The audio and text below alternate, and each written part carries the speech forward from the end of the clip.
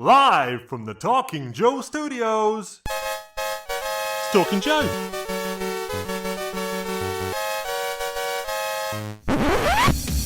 Talking Joe is on the air. Hey, it's me, Mark, and welcome to Talking Joe, the G.I. Joe Comics podcast. Now, today we will be looking at the first Silent Mission special, G.I. Joe, A Real American Hero, Beachhead, Issue 1, released 2nd of April 2025. This is the first of several Silent Missions one-shots that will be coming out in the month of April, and this one joining the reissue of the original one that started it all, A Real American Hero, issue 21. But I will not be talking about this issue on my own. I will be joined by two additional people, the first of which is my regular co-host. It's A Real American Tim. It's Tim Finn. Hello, Mark, and hello, listeners. Enough of that. Let's bring in our guest. So we are joined today by the creator, the writer, the artist, the same person who did both. It is the one, the only, Phil Hester. Welcome to Talking Joe, Phil. Hey, everybody. It's great to be here. That is fantastic to have you on. Now, as well as being the writer-artist of this comic, anyone who's been around comics for a little while will probably recognize your name. You've been in the at the top of the business for a while now, whether it's on Green Arrow, The Irredeemable Ant-Man, The Darkness, Swamp Thing, Gotham City Year One, or one of the many other titles that you've worked on. It's great to have you finally working on G.I. Joe. Yeah, I don't know how I dodged it for so long. It's because it's been a comics property all this time, and I've been like, you recited all the chains I forged in life there. I've been everywhere, and to have not worked on G.I. Joe over the last 40 years is pretty startling. But I'm glad I broke the drought, and I'm glad I broke it with this issue, and I'm glad I broke it with this tribute to the Hama Lealoa silent issue. Is that to say that you had been aware of that issue from 1984 previously, and if so, how? Yeah, of course. In 1984, I was 18, 17 turning 18. So I was squarely in the demographic that is too old for A Real American Hero. I am Atomic Man, Intruder, Bullet Man, Eagle Eye Joe, Kung Fu Grip, G.I. Joe. That's my G.I. Joe. Adventure Team and Super Joe? Yeah, that's my stuff. And so my brother, who's just 4 years younger than I am, is squarely, Real American Hero guy. So there's that gap. So when the cartoon and the comic started, it like wasn't my jam. I was even like, I guess I was too mature to be into A Real American Hero, but too immature to not be bitter about it replacing Kung Fu Grip. So like my younger brother's into it, but so I only bought the G.I. Joe comic when it was like issues that were special to me or artists that were special to me. And even at that age, I was really keyed into innovative storytelling in comics. And that silent issue was like a legendary gig from the minute it came out. Like people knew it was a special issue. And so even people that were not regular G.I. Joe buyers like myself, we bought that comic. And I would say that was like sort of my touchstone to A Real American Hero G.I. Joe for a long time. So yeah, my connection to that silent issue is for the longest time was my connection to G.I. Joe. You mentioned innovative issues or big deal artists. Are there any other issues in G.I. Joe which you took note of as they were published in these last decades? Because of that silent issue, of course, I have I've met Larry and talked with Larry many times, and I got a lot of respect for Larry. But because that silent issue sort of opened my eyes to what that book could be and what that property could be, I would dip in now and again when they were just like I would even today. Like I consider myself a superhero fan, but I don't buy every issue of Green Lantern. I buy Green Lantern when creators I particularly enjoy are working on the character, and that's largely a function of being at this as a creator for almost 40 years and as a fan for like 55 years. So, or 50 years. So you literally can't track one property forever. I mean, you guys can. You've got a podcast about it, but just one. right. But I myself, like, I'm keeping track of all these different. I'm a fan of Star Trek, Doctor Who, Conan, superheroes. All these things, and like you literally can't be a rabid fan of all those things. You can be a casual fan of all those things, but a rabid fan of the people who produce it in a way that you engage with. And that's what I would call myself. So when there's a great writer, a great artist on Daredevil, I buy Daredevil. Same with G.I. Joe. I would drop in when there were creators that I found really interesting doing the book. I did have a little bit of a Google to see if you had ever touched G.I. Joe professionally in any space sphere before, and what I came up with was just one illustration by you. Yeah, that's just a con sketch. Yeah, a cool con sketch of Flash, which is very distinctively in your style there, with some cool grey tones there added to it as well. Very slick for a con sketch. Thanks. A nice bit of polish, but not too many other touch points in terms of exploring these characters up to this point. No, like I said, largely because of demographic reasons. Mm-hmm. I'm just a few years too old for that. Phil, where were you getting your comics in 1984? So by 1984, the first comic shop had opened in my area. It opened probably 82, but before that, I was buying off the newsstand. So I would go to one drugstore for my DC comics, a different drugstore for my Marvel comics, and a different grocery store for like my Tomb of Draculas and Savage Sword of Conans and Heavy Metals. I had all these different sources. So I think my mom thought it was funny that suddenly at the age of 11, I was interested in going grocery shopping with her because I wanted to hit all these different venues every week to see what they had. Where was this?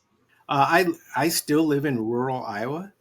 I live in such a small town that we go to different towns for different things. So like one pharmacy is 15 miles away, one grocery store is 10 miles away.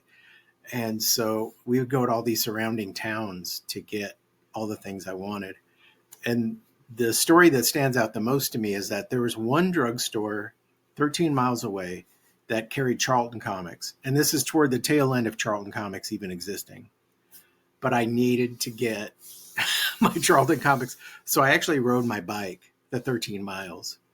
And wow. I thought I could, because when you're 12, you're an idiot. And I did it and then called my mom on the pharmacy's phone and begged her to come get me. But I got my Charlton Comics. So what I know about Iowa is that it's the home of both Ron Wagner, yes, and the G.I. Joe convention assembly required, organized by Brian Sauer with Travis Weber. Yeah, and I know all those dudes, and for some reason maybe they'll invite me this year, but I think it's always scheduled across a different opposite a different Comic-Con in Iowa that's at that same time. So I haven't seen Ron for probably like 5 years because he's always committed to that G.I. Joe Con. But yeah, I know Brian and Ron and all those guys too. Yeah, they're good guys. You can't. Iowa's only 3 million people as a state, so you kind of, if you're into comics, you sort of know everybody here that's into comics. If you're a small town guy and have been one, when you go to New York to network with editors, Yeah, do you have big city shell shock? yeah, a little bit. I would say the best thing about my job is I live in a town of 1,000 people, and it's in the middle of cornfields. So, but for 12 to 15 weekends a year, I'm in, some of the nicer cities of the world. And so I get enough city living to sort of like sate my desire for that sort of thing. And then get to retreat to the solitude and the quiet of the small town to actually do my work. And we often in the beginning of our talk sort of talk about people's route into comics, whether they went to the Joe Kubert School, for example, and the first big break in the big city, normally in New York, knocking on the doors and showing off the portfolio. What was your routine and your big break into comics? Yeah, I think I've only done two or three of those New York pilgrimages. And by the time I had done them, I was already a working professional. I was just looking for more work. I was really lucky in that, again, it's a timing thing, a demographic thing. I went to university. I went to the University of Iowa to get my Bachelor of Fine Arts degree. And that was in 84. And that's around the time the Turtles broke big as a comic book. And so overnight, the American comic scene went from a handful of publishers to dozens and dozens of publishers who were trying to cash in that same mode as the Turtles. The black and white explosion. That's exactly what it was, the black and white explosion. So anybody that had a working Visa, MasterCard, could print a comic book during that time and expect to double and triple their money. It was like a slam, because retailers at that time were ordering everything because they didn't know what the next hot thing would be. It wasn't a sustainable system, but it was a great place to get your start. So I think it was in the summer between my sophomore and junior years that I got very serious about sending my samples out. And it got picked up by a very small publisher called Silver Wolf out of the Northwest. And by the time I was a junior in college, before I had my degree, I was a published cartoonist, which to me was it was terrible work. I don't want anybody to ever hunt it down. In fact, when people bring it to me to sign at cons, I offer to buy it from them to get it off the market. But when you're 18, 19 years old, 20 years old, and you're published and you're ostensibly getting paid to do this while you're still in school to learn how to do this, it's very heady, and it felt like I was winning already. But that's how I started, and I sort of just climbed that ladder, from the indies to the sort of street level publishers to the smaller mainstream publishers to Marvel and DC. And I did a Captain America story when I was 24, I think, for Marvel, and that was probably my first big 2 gig. Hey, look! I just to do a search to try and track down Silver Wolf. No, how dare I'm allowed you? to share it on screen. Mark, our guest was threatening before we pressed record to deep six this whole my interview. hand is it's hovering over the leave studio button. Okay, all right. No, so we'll tell. I won't share it in the studio, and I'll tell the listeners to definitely not Google Phil Hester Port Silver Wolf. Right. Listen, there are working professionals who ask me for sketches of Port, bring me issues of Port to sign, partially because they know it gets under my skin, but also because they're 80s kids. And like when you see stuff when you're a kid, like you have, like your critical awareness doesn't exist. It just like, oh, that's cool. I want to know more about that. And so like I have a huge soft spot for some goofy stuff that came out in the 70s, that stuff that's kind of indefensible in some ways. And there are people that are fans of the stuff that I'm not proud of. And it took me a long time to learn to get over that, because when you run that stuff down in front of those people, you're almost invalidating their experience and the joy they got from the work. And it's important to back out of that and appreciate it the way they appreciated it. So anytime somebody brings me something to sign or talk about, the first thing in my mind has to be thank you. So I reserve my self-disdain for my private moments. I think Tim and I can both empathize with the things that we were reading when we were around about 10 years old, making an indelible mark on us. You might be able to draw some conclusions about what those things might have been. Yes. Suddenly, I want to jump to much more recently, just to counterbalance Phil's earliest and perhaps least work. So, the list of your biography was work for hire, but you also did that image series, The Family Tree. Yeah. Can you talk about creator owned, how you sort of worked that, what it got you? Could you do more? Yeah. I feel lucky. This is again a luck of the time I was born, that so many other freelancers had fought to create that creator-owned ecosphere, that by the time I was a working professional, there was no question that, like, if you wanted to have a well-rounded career, you would do both. You would have a lot of creator-owned stuff and work for hire as well. And I feel like I split my time pretty evenly between both worlds.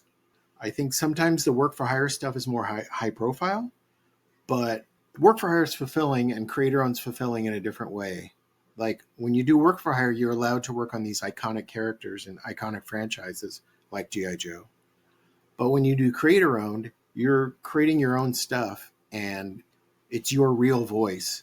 So, whether it's Family Tree or Fire Breather or The Coffin or all the short stories I've done for places like Negative Burn and Taboo, and I always have a creator owned project cooking at all times. So, if I'm drawing Green Arrow, I'm working on, something else that you probably may not know about unless you're keyed into that world. And it's funny that that's the weird thing about the sort of the balkanization of comics fandom, is there are people that only read Marvel and they think I retired from comics because I haven't done anything since Ant-Man, and then there are people that only read Image Comics and they think I haven't done anything since Mythic with John McCrae, because I haven't, or Family Tree with Jeff Lemire, because I haven't had anything at Image since Family Tree. But I've been working at DC. So I like to have, my eggs in all those different baskets, not just from a career security standpoint, but from a creative satisfaction standpoint as well. We should probably talk about this G.I. Joe comic now, Mark, huh? Yeah, so Silent Missions Beachhead comes to us from the creative team of a writer, penciler, Phil Hester, inker, Travis Hymel. Actually, let's while we're doing this, let's pause here. What's the magic formula that that brought inker Travis Hymel to the creative team, and I guess particularly for an artist like you, where the contrast of the black and the white is so important to your work? How do you go about bringing on board an inker like this? Yeah, I'm a little bit tougher to ink than I look, because my stuff is so high contrast and so much about gesture and simplified forms and angular lines. It looks easy to do, but a lot of inkers are so trained on classical illustration that they get in there and they can't accept that, this line is just like a razor slash, don't feather this, just slap it down. And so it takes a while to find an inker that you can be like in tune with. And the reason I use so many inkers and don't ink myself is it goes back to what we were talking about before with creator on stuff. I feel like I always need to be writing something as well as drawing something. And I would rather divide my time between writing and penciling than penciling and inking. And also, to be frank, I don't feel like my hand is steady enough to ink my work the way I would like it to be inked. I can do certain things, like maybe horror projects as my own inker or artsy projects as my own inker, but anything that requires any sort of technical acuity or slickness, I need to bring in an inker for, because I just can't move my hand the way I can move it when I pencil. And so Travis is sort of my third regular inker. I've been very lucky to, third or fourth, I've been very lucky to only work with a handful of inkers that have been on the same page with me aesthetically and as friends. And that's Andy Parks, who inked my work for a long time, notably on Green Arrow.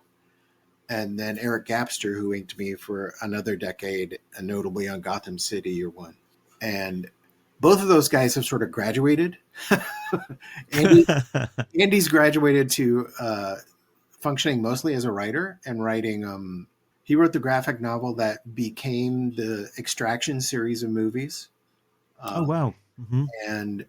And Eric has become a penciler and an artist, and he just finished the comic book adaptation of the new Spider-Man cartoon. Friendly Neighborhood Spider-Man, yeah. And also he writes and draws middle grade graphic novels. So they've all become too good to work with me.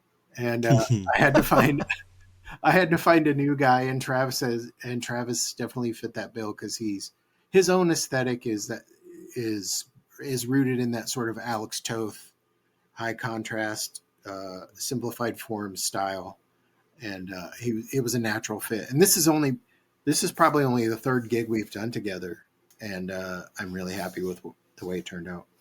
Maybe we can, Mark, ask the same question for the next person listed in the credits. Colorist Lee Lowridge. Yes. Lee's kind of a living legend. And Alex Antone, the editor of this project, asked me for a list of colorists I wanted to work with. And just like an inker, I'm kind of difficult to color as well, because my approach is very graphic and very flat. I don't mean graphic in terms of violence or anything like that. I mean in terms of like graphic application. So like design. Yes, exactly. So I rely on composition more than other artists might. And so my stuff almost can't be colored literally. It has to be like, you have to back out and take a certain abstracted approach to coloring me. And Lee's good enough that Lee can do it however he wants. And in this case, he found that perfect balance, I think, between realistic like lighting and textures, but also muting things so they fit that sort of dark, grimy world that I was trying to portray. Can you go back to that word, abstract? Yeah. What do you mean abstract color? What I mean by that is it doesn't correspond to natural color. So, or not local color. Yeah, or like local color, or I bet the best example, I don't know if you've seen it, but if you've seen Gotham City Year One, what Jordi Belair did with me on that book, the colors represented on the page do not represent the colors you would see in reality if you looked at any of the objects depicted. She pushed it to different levels by taking just like a different kind of color theory approach. And that's sort of what my work demands. If you try to color me like somebody would color Jim Lee, it falls apart completely. So it's kind of a tough balancing act to find a colorist that knows how to handle me. And then when I find a colorist like that, I like sink my harpoon into them and like never let go. Since I don't draw in a realistic fashion, I can't be colored in a realistic fashion. That's almost working at counter purposes to what I draw. And so Lee picked up on that, even though I think this is the first thing Lee and I have ever done outside of maybe a cover here or there. Yeah, and he really, he got it. There's a little example that Mark Chiarello offers in the DC Comics Guide to Lettering and Coloring, and he writes the coloring half, and there's a Mike Mignola. There's like a sliver of a Mike Mignola cover, and it's got Dead Man. And Chiarello says, here are 3 different ways to color this kind of art, and 2 of them don't work, and one of them is really rendered. It's like, no. Mignola's drawing, like this is cut paper. Yes. And the final example is such like flat red and then like flat white. That's why Dave Stewart works so well on Mignola. And I was lucky he just colored a Swamp Thing cover I drew as well. And it's more about the color choices than it is about any sort of fancy modeling or special effects you might bring to the... I'm definitely in Cheese camp in terms of aesthetic thinking. Chiarello's, he's on the ball. You see that issue of Batman he just did? Yeah. Oh. Really cool. Yeah. Speaking of Dave Stewart. Yeah. Dave can do no wrong. Yeah, I love Dave. And Dave can color everybody. He can move up and down the dial and color whatever your style is. He can do it all. And Lee Lowridge, he's a colorist that obviously is popular with the commissioning editors at Skybound. He had recently worked on the Scarlet series, and it's got some more work coming up, I think, on the main Joe title. The other fantastic thing about Lee is he'll turn this stuff around almost instantly, which I hope maybe he doesn't want that getting out, because then editors were like, I'll pile more work on him. But he did all this in such a lightning fast manner that we were all like stunned. Mark, are there other credits that you want to cite? Yeah, so we've got. Oh, well, actually, I had one question before we move on from colours, which was just: did you have notes for the colorist specifically, or did you just leave it to him to make his own judgment? I try to leave it to the color. I've done enough as a writer and an artist. I've been around this job enough to know that to have respect for the other people that you're collaborating with and to let them do their thing. So it would take something catastrophic for me to give another artist notes. I might give a note ahead of time that says something like, this snow is slushy and gross, or it's twilight. I might give a note like that, but I don't try to impinge on any sort of like aesthetic choices they're making.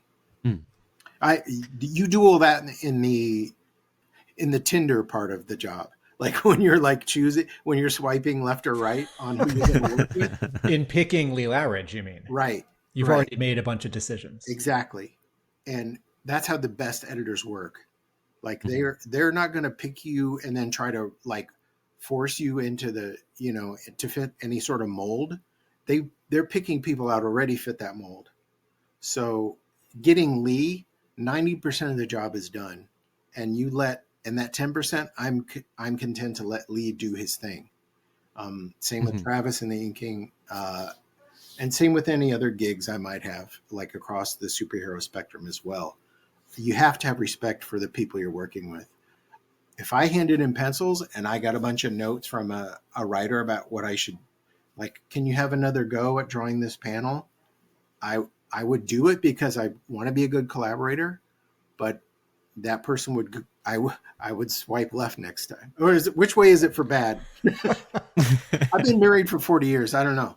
So like whichever way you swipe to reject, I would finish the gig and I wouldn't speak ill of that person, but I would make a note in my head that like, this is not somebody I'd like to, because they don't respect what I do. So other credits being letterer NA, with apologies to Pat Brousseau, who is the current Real American Hero letterer. That's a sweet note that was inside the front cover from Alex. But I will say I've used Pat enough on my own.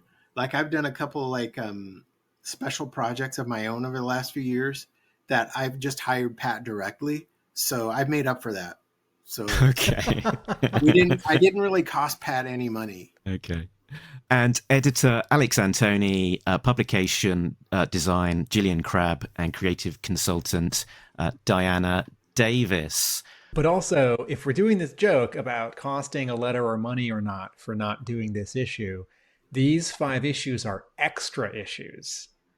Or these 5 issues replace one monthly issue, whereas skip month. The original issue 21 was a regular issue, and letterer Rick Parker did only letter the first page. Although he has said he ruled.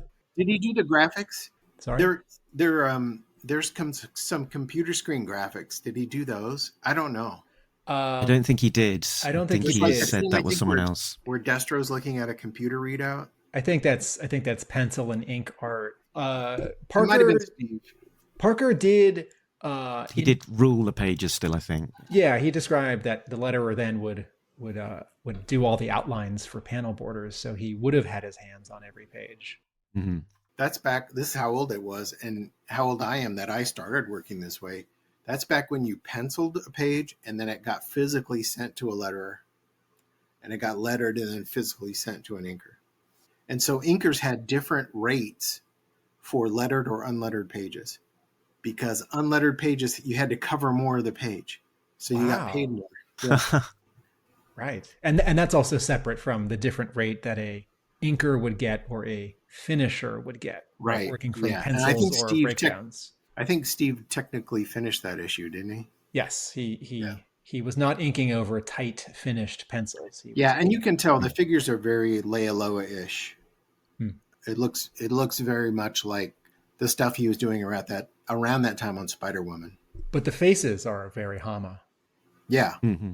Yeah. Yeah, sort of flicking between the two. It's definitely Hama is doing some really great layouts and doing the bulk of the composition. But Lealoa is a very active partner there. He's really bringing a lot to his finishes. I don't want to let this pass without mentioning that I think he's probably like one of the best half dozen inkers that have ever worked in comics. Like I think he can ink anybody. He can make old fashioned guys look modern. He can make wobbly guys look solid, or guys or gals, artists. He can handle Steve Ditko, and he can handle new artists. He can handle Gene Colan. Those are all notoriously difficult to ink people, and he managed to handle them all. So big props to Steve and to Larry, who I think Larry's one of the best storytellers that's ever lived in comics. And there's this funny parallel to this gig in that if you go back like 5 or 6 years, DC hired both Larry and I to like thumbnail books for other artists that weren't whose storytelling wasn't quite up to snuff. You were doing that at the same time? Yeah, I was doing it at the same time Larry was doing it. Okay, wait, sorry. Let me just give a sentence. So Larry did thumbnails for Deathstroke, for Damage, for Michael Cray, which was part of the Warren Ellis Wildstorm. I also did Michael Cray. Okay. And then there's one or two more that I'm forgetting, but Larry did this for... I don't want to run down the artists that we laid out for in any way, because it might not have been that they weren't up to stuff storytelling wise. They might have also been pressed for time. I have heard both. Yeah, but the editors of those books knew that we could sort of give them a head start on the storytelling and also sort of train them up a little bit. And so I was doing mostly Teen Titans and then some stuff for DC's middle grade graphic novel line, and then Michael Cray. So yeah, Larry and I were doing it about the same time. So it seemed natural that I would also, be tapped for one of these silent issues. One last thing about Steve Lealoa, in your opinion, being such a fine inker, he is also a penciler. He's a fantastic penciler. He's the full package. Yeah. He can lay out pages. He can draw anatomy and buildings and perspective and horses and magic and yeah. The best inkers are also good pencilers. Yeah. Cool. Let's have a look at the covers on the front of these books in the gallery. Let's have a look at the covers in the gallery. Phil, I take a moment here to physically describe the covers for people who are listening and not watching. Sure. So cover A is drawn by Phil Hester. That includes inks and colored by Lee Lowridge. The camera is about 2 feet off the ground, looking straight on at Beachhead, who is buried in rubble, including part of a chimney. He's got his knife brandished. His costume is torn. There's water dripping on him. He has a grim look to his eyes. In the immediate foreground, there are the legs of 2 Cobra soldiers walking by in profile. And so the story here is that Beachhead is hidden and about to attack them. They are these 2 legs and a little bit of the foreground ground are knocked out in aqua with a little bit of a highlight. And Beachhead's green is more muted, and then all the sort of rubble over and around him is very warm, some magentas and oranges and yellows. And this is a cool cover, and it does represent the issue. This is basically a scene from this issue. Well described. You did a good job. Thank you. I have taught besides reading comics forever, I've also taught. Mark, I wanted to talk about this cover with Phil Hester because, to my eyes, it has a little less of the traditional Phil Hester flat graphical, reduced, geometric, and a little bit more of the rounded, volumetric look. And that feels very subtle in the inking on Beachhead's mask, and then the coloring on, say, his bicep. And this cover does feel a little more detailed than a lot of Phil Hester images that I see. So, Mark, I wanted to ask our guest, Phil, did you either do this like well in advance, or did you have a slightly different approach for this cover than you did the interiors? Yeah. Yes to both. Hmm. We did this before we even nailed down exactly the script for this issue. We knew in broad strokes what would happen this issue, but we did not have the script nailed down because we needed to get this cover, out to the public pretty quickly. So I jumped way ahead and did this cover before I knew what exactly the guts of the issue would be about. But luckily, it does fit in with it. It could be a scene from the issue. I think the difference in the finished aesthetics that you see largely come down to me inking it, and also because it features a junk pile, and so when you draw a lot of rubble and junk, you have to employ texture. If it's really flat and graphic, it'll all look like new stuff, and it all look like the same stuff. So you have to apply texture to the bricks. You have to apply a different texture to like stuff that has dust or water. All those surfaces have to be treated differently. So I think that accounts probably for the discrepancy between what, especially my superhero work, is much cleaner, and then also my artsier self-published stuff is usually even more high contrast than this. But in this case, when you're drawing junk, you've got to draw the junk. And so, we had to get in there and get in the nitty gritty with the textures. Gonna make a shirt and sell it at assembly required. When you're drawing the junk, you got to draw the junk. Yes. Phil Hester. Yeah, that's quote. You can quote me on That sounds rude. Yeah, Mark. That's some innuendo as well there.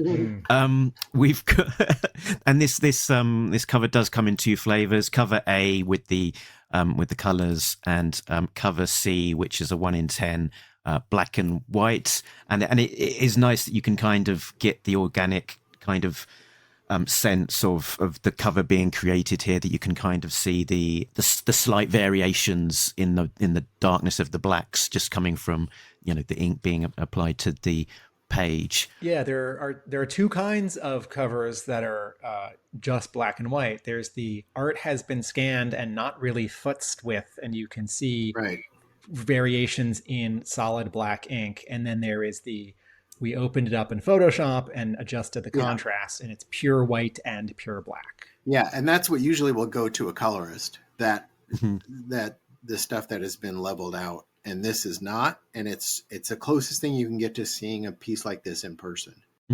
I would say the only difference is maybe the whites are a little less creamy than they are when you see and that's I'm getting very, very, very fine in distinction here. If you ask artists, they'll tell you different inks have different, even though they're jet black India inks, some feel brown, some feel green, some feel blue. And paper's the same way. So most paper is not quite that kind of brilliant white. It has a little bit of a kind of an eggshell look to it that is probably missing here. But the variation in the ink is there, which is, you used to only see that in like artist editions. Yeah. I did have a question, because I can't see someone under rubble with water dripping down without thinking a little bit about that Spider-Man cover. The amazing Spider-Man cover, the final chapter, that famous image. Yeah, if you're a Western comic book artist, that's in your DNA. So not an homage, but in the back of your head. Yeah, it was not an attempt. I submit. My colleagues call me insane because I usually submit a minimum of 4, but up to 6 cover roughs for every cover I do. Phil Hester, that's so many. I know. And the rule of thumb in comics is usually the editor will pick the worst one. A professional friend of mine confirmed that. Yes. And so he started submitting 1 and sometimes 2. Yeah, and that's probably what I should do. But I can't help myself, and I want to show off all my ideas. So I do. I think we went. I think I sent 4, And Alex picked the one I didn't want to do. But I will say this, he did pick the right one. He did pick the right one. Ah. I wanted to do one that was a little more actiony and showed off Beachhead a little bit more. Because in this one, he's just two fists, a knife, and a head. And I wanted to do one where you saw more of his figure because I'm a superhero artist, so I want to draw figures. But Alex is a great editor, and he knew that this was the most arresting image. And he also knew that the really great editor, Rob Levin's done this for me before too. He'll take a cover and he's got like a photograph of a comic book rack, just like a JPEG on his desktop. And he'll shrink down that cover and he'll plop it on a comic book rack. And he'll say, this is what it'll look like in the store. And you can see how it will stand out. And this cover stands out.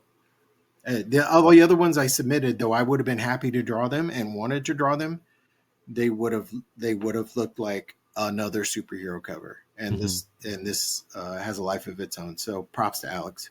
Excellent stuff.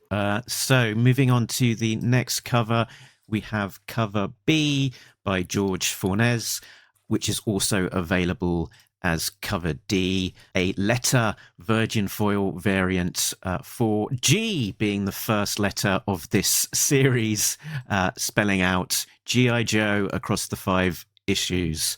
Tim, do you want to pause on this cover a minute? Yeah. So in this cover, Beachhead is crouching behind a wall or a doorway. It's quite thick. He has a shotgun. It's smoking. He's starting to peer around it. He's on the left side, so the cover's divided. There's 2/3 of it are him and his background, and then the right side, 1/3 of it is this thick green, let's say metal wall. Behind Beachhead is a background element that I can't quite. Maybe either of you can jump in. There's some white negative space, and there's some sort of muted purple. I can't quite tell if it's like a part of a helicopter or like a building. What am I seeing? It doesn't matter. No, I'm serious. What matters is it looks credible to the eye. So the best background, like a really great background, like a photorealistic background, would have run counter to the purpose of this background and would get busy behind the logo. Yeah. And so what you want to be the star of the show is Beachhead, and he clearly is the star of this cover. So like the background is not it's important that it be credible, that you can see it and move on, but not that it not distract you. And Jorge's a fantastic disciple of the Toth school as well. And I'm deeply jealous of him.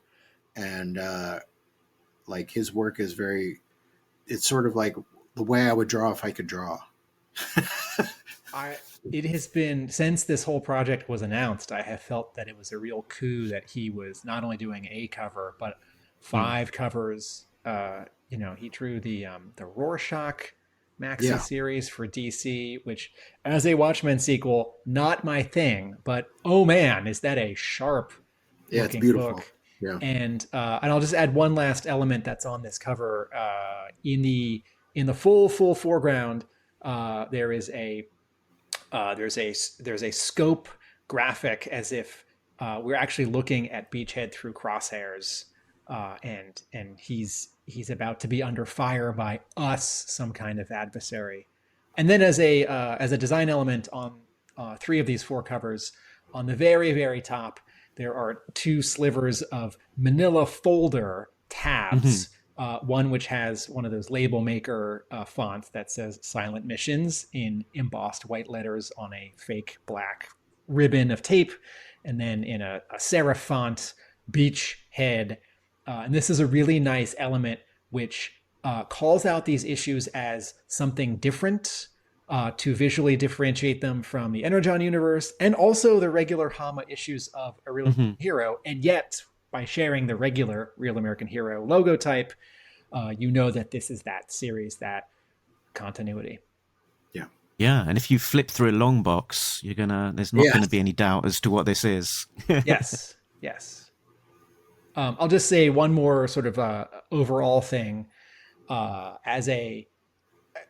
are a few months a year because there are 52 weeks in a year, but if you multiply 4 by 12, you get 48. So there are a couple months a year where there is a fifth Wednesday, and comics publishers in the last 30 years have started lining up fun projects or stunts. Sometimes they publish a couple extra issues on that fifth week because there is no regular comic schedule then, because, Uncanny X-Men may be a second week book, and G.I. Joe may be a third week book. It was back at Marvel. And then in this case, Skybound has lined up one issue for each week and this wonderful theme.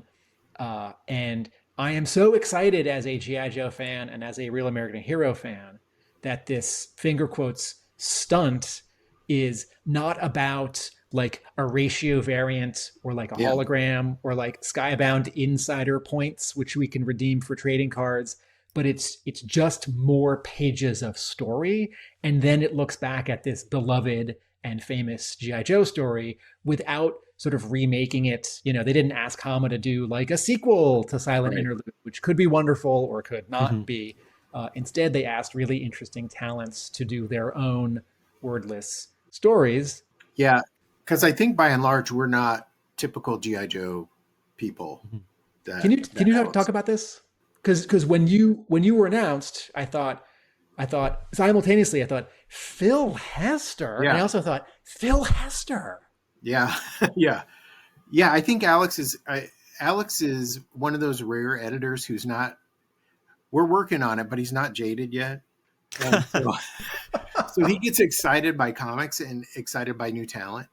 And so, or old talent like me, or talent that maybe it hasn't been utilized in certain venues. And so he's got a broader aesthetic scope than a lot of editors. And so, like I said, a lot of the people working on this are not typical G.I. Joe people. And so it was like, like G.I. Joe demands gearheads. Do you know what I mean? It demands people that are like Michael Golden. Michael Golden was the gearhead of all gearheads. People that enjoy drawing helicopters, people that enjoy drawing, unspent ammo in the belt and getting it exactly right, because G.I. Joe people are going to call you out on that, which is why I had Beachhead lose all his guns at the beginning of this. Because knives are easy to draw. But also, I mean, I don't want to spoil the issue, but it's a more compelling story to see Beachhead have to improvise his weaponry all the way through the story instead of just have his normal like gear that he would normally have. So, but yeah, Alex went really far afield to look for people that can bring a different perspective to G.I. Joe. And when you do that, sometimes you're demanding. I think there's always great results in comics where when you make a talent uncomfortable about what they're doing. Like it would be very easy to hire. I mean, and Alex did it just a couple of years ago. He hired me for a Creepshow story. I fit right in at Creepshow, no problem, a blast. But to ask me to do something I haven't thought about forces me to think in new ways and bring new approaches to my own work, which is really refreshing. And so I hope readers find it as refreshing and as thrilling as I did. Phil, who picked Beachhead? Alex. Okay. I did not have Can we come back to that question in just 1 second? Sure. Just to close out where we were before. So just to close out on the covers, there are some retailer variants listed on the inside front cover. At the time of recording, we don't have images for them, but they are from Jimbo Salgado, Peter Smith, Sajad Shah, Thiago da Silva, and Karen S. Darbo.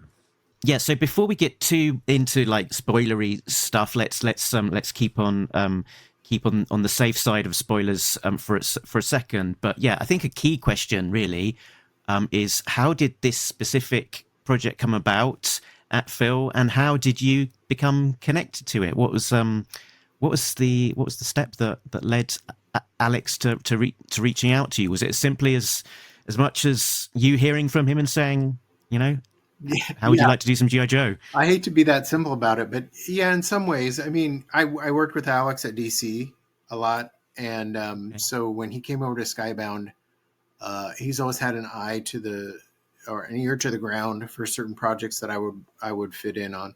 And I've done a lot of stuff at Skybound. I wrote Invincible Universe for a long time. Mm-hmm. Right. And like I said, I've done Creepshow as well. And I did an issue of Donny Cates' crossover book that featured Robert Kirkman, and that Robert wrote. So I've got a relationship with Skybound that sort of goes beyond G.I. Joe, and a relationship with Alex that goes beyond G.I. Joe. So it's almost like an old friend asking them to help you move, and can you help me move all of these machine guns and unspent ammo? Right. And so I said, okay. And but to me, what made it a slam dunk was when he told me I would be writing it as well. If it had been drawing, it came at a time when I was pretty busy, and I'm always a little bit busy, but I was pretty busy, and I was like, if I'd been a rational person, I would have passed. But when he said I'd be writing it as well, I didn't hesitate. I said yes. And so as long as I knew I could approach it in a way that mattered to me, I would definitely do it. So yeah, it comes down to me being comfortable working at Skybound and with Alex, and being able to call shots on what kind of story I was going to do. Having the writer also be the pencil artist is very much in keeping with the original wordless issue from '84. Yes. Do you have favorite A Real American Hero characters, or did you investigate Beachhead and sort of make it? Yeah, I did a crash course on Beachhead. I knew about about the more distinctive G.I. Joes in a visual sense, and I'm glad I got Beachhead because outside of the Ninja E people, he is the most visually arresting to me. And also, the mask is cool. There's no it looks cool, and at some level, that's the draw of G.I. Joe. Is it's cool, and there's enough of that 10-year-old still alive in me that knows that, and so when he said Beachhead, I was excited because I knew who Beachhead was, and it's one of the few G.I. Joes who I knew about, and I did a sort of a crash course on the rest. But you can't work in comics for 40 years or be a nerd for 40 years and not have at least peripheral knowledge of the G.I. Joe universe. There is no litmus test. Are you fan enough to deserve to work on G.I. Joe? I don't believe in that, and I think that's insulting. But as a fan, I might have a knee-jerk version of that before I suppress it, or I may be aware of other people out there who have that, and it's fun to hear that you are professional enough to take this on and make it work, but also that you have been tracking this stuff casually. Yeah. Because this stuff, they've got cool costumes and they've got cool gear. And I've talked about in some other episodes how, if a Joe takes their costume off and is in a sort of very generic disguise, or there was a story years ago where sort of several Joes just had the same kind of modern, they just all looked like the same sort of 2010 Navy SEAL. And I thought, I don't know who's who, so it's sort of not G.I. Joe anymore. Yeah. It's like the number of Batman covers where Batman's not wearing the Batman cowl is very small. I will say, noting that one of the Chip Zdarsky Volume 4 trade paperback, which came out last week, on the cover has Batman not wearing his cowl. You're right. But you're right, because it's what's cool about them, and that's what people are paying to see.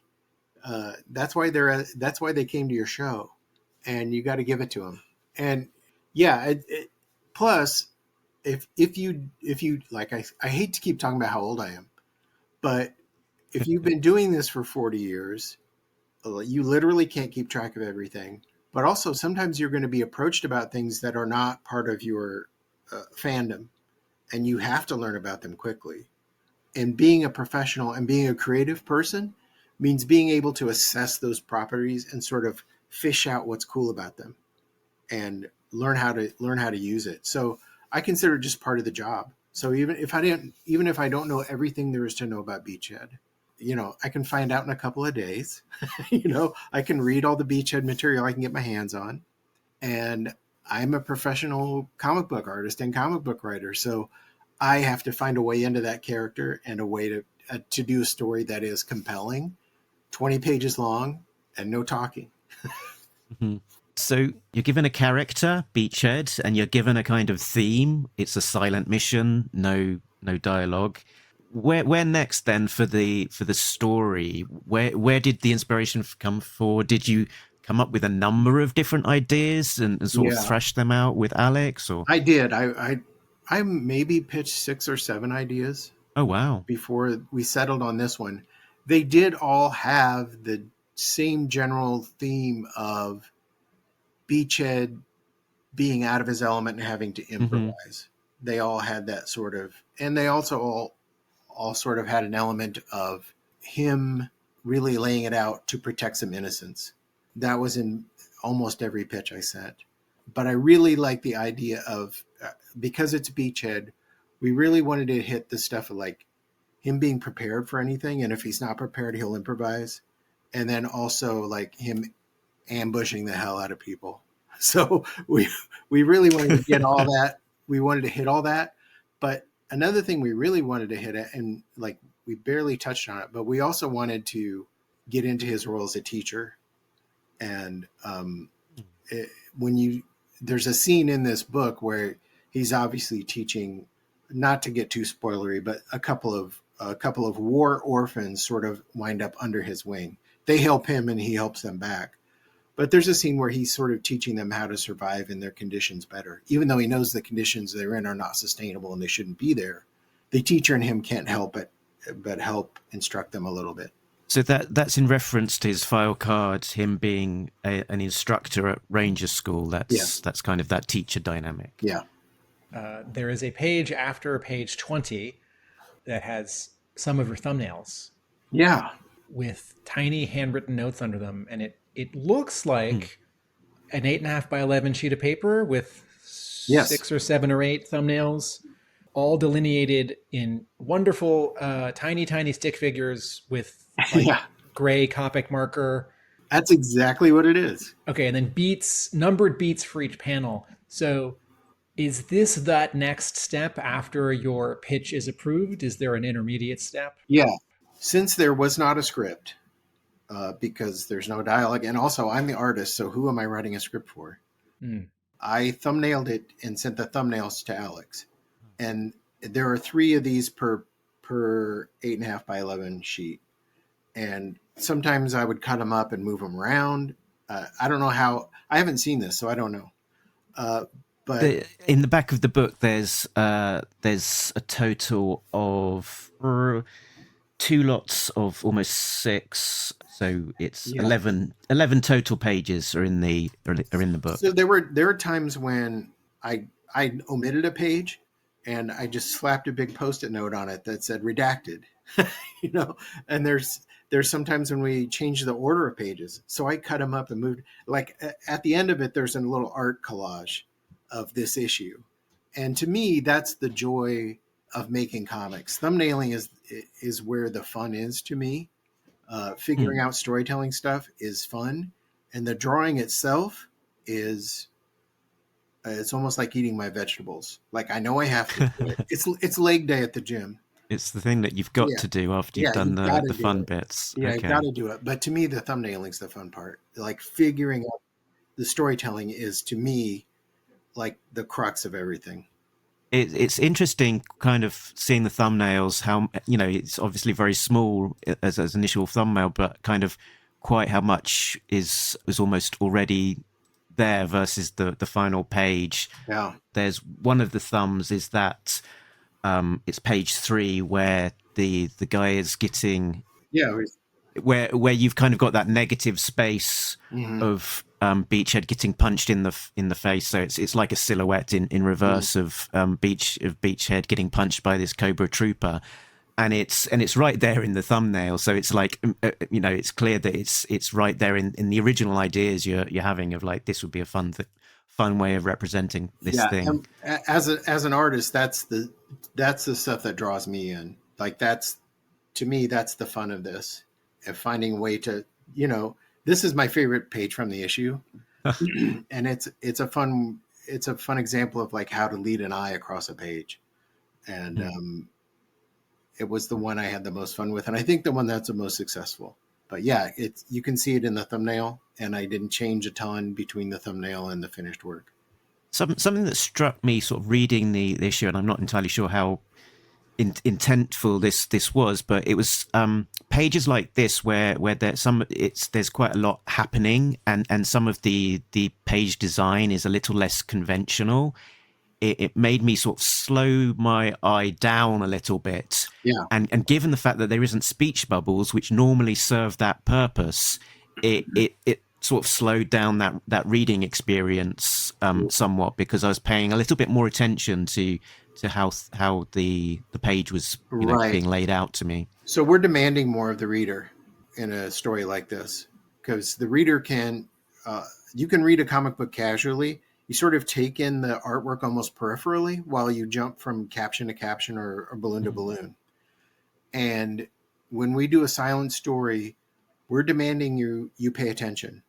And that means, like in the first panel on this page, I have to show that helicopter sort of, spiraling away from this scene. There's no other way to explain why the helicopter also didn't crash on the roof. We just have to know what's out of the picture. So we have to see it going out of the picture. And also, when you do a layout that is not 100% conventional, but there's a moment of shock for the reader where they have to back out and go, what am I doing here? And, stand back, let me do the driving, but it's not going to be panel to panel to panel to panel. You've got to follow these figures.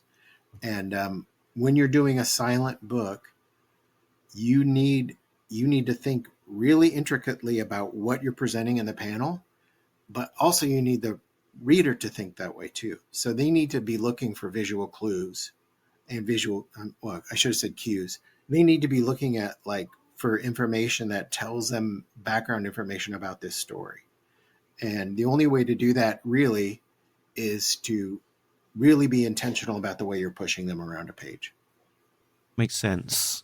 And the other thing that I guess as a reader used to Larry Hama stories, we are dropped relatively literally into the beginning of a story. So from the sky in this case, that there's not a setup. We don't know why Beachhead is tied up, why he's in a helicopter, and we don't know for sure why that helicopter's in trouble. We might be able to guess, but we're not wasting time effectively of building up to this story. We're sort of joining exactly where it matters. You guys bought a G.I. Joe comic. The status quo.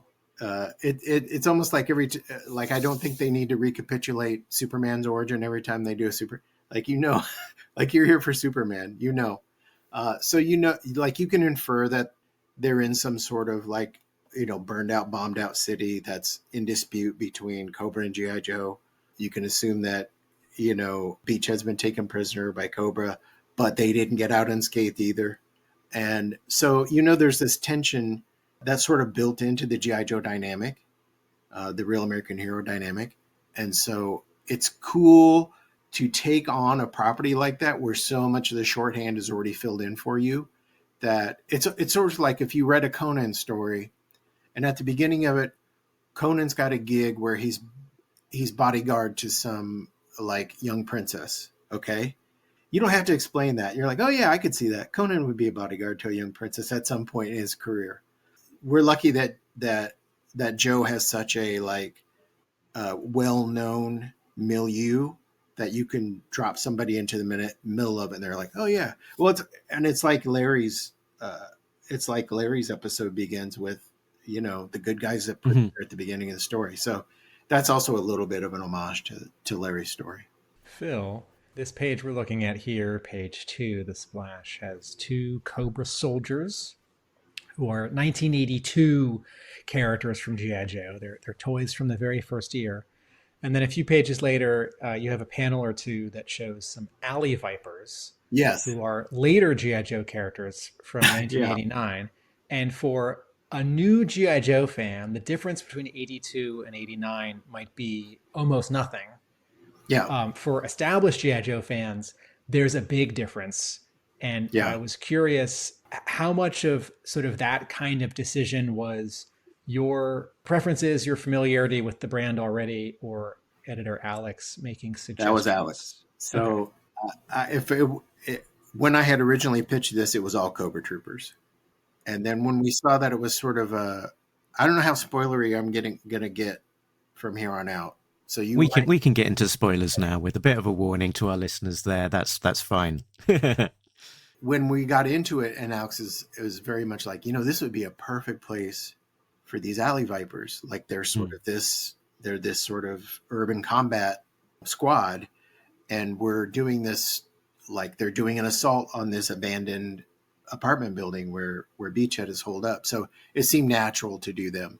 And there are other scenes in the issue where they're mixed. There's some troopers in with vipers, like just as they're patrolling the city. So I tried to make that sort of a little buffer, like between those two things. Like I showed just troopers, then them together, and then just vipers going into the building. So, but yeah, that was Alex's idea to use the vipers, and they look cool. So I'm not going to complain. I think about sort of as an analogy, sometimes when I see Star Wars stories and I see a bunch of stormtroopers, and then I see, like 20 or 30 stormtroopers, but I see like one of the Emperor's Imperial Guards, or I see like one of the fancier, like the Death Trooper or the Flamethrower Trooper. And I think, oh, what is the decision that got made here? That is the ratio, and that they're also including the so-and-so, the special guy. You just now referred to this splash page and this story beat that we start with a Joe already captured as a bit of an homage to the original silent interlude, which starts with Scarlet already captured. Were there any other bits or beats from the original issue 21 that you were thinking of, responding to, or not recreating, but sort of taking notes of? Like, are there ingredients for this issue? No, I would say even this is a happy accident. Okay.